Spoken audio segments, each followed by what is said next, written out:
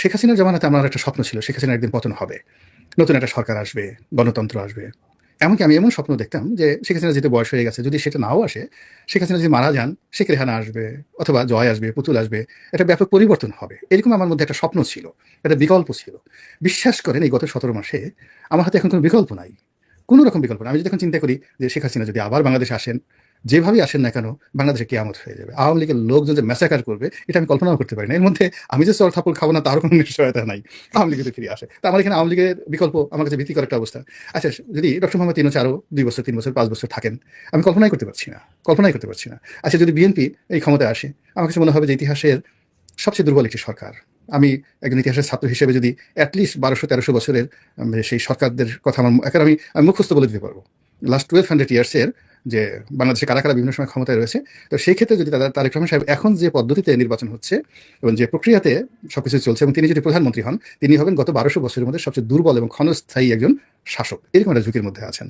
তো কাজে আমি তো তাকে নিয়ে আশাবাদী হতে পারছি না। যারা লাফাচ্ছেন, যারা আনন্দিত পাচ্ছে, তারা হয়তো এই চিন্তা ভাবনা করছে না, তারা শুধু নিজেকে নিয়ে চিন্তা করছেন। যেহেতু আমি ইলেকশন করছি না, কোনো পার্টির সাথে পার্টিজান নাই, আমি কেবলই মাত্র রাজনীতি নিয়ে চিন্তা ভাবনা করি এবং সাধারণ নাগরিক, ফলে এই জিনিসগুলো আমাকে ভাবায়।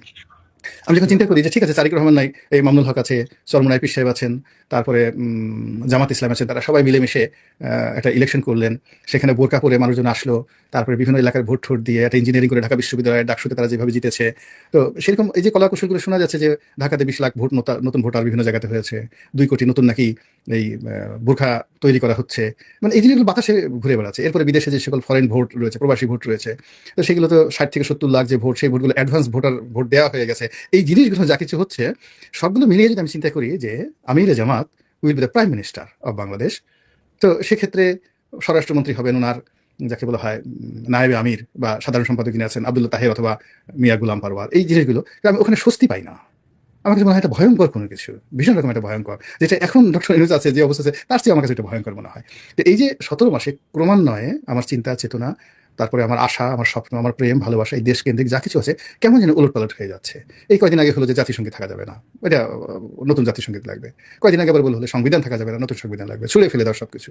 কয়দিন হলো যে মুক্তিযুদ্ধ, কিসের মুক্তিযুদ্ধ, মুক্তিযুদ্ধ নতুন ইতিহাস রচিত হবে, রিসেট বাটন চাপা হবে। 71 সালে কিসের মুক্তিযুদ্ধ, 1002 লোক মারা গেছে। মানে এই যে কথাগুলো বলছে, প্রত্যেকটা কথা হাতুড়ির মতো, মানে বাঙালির মন এবং মননে এক একটা করে গুঁতো মেরেছে।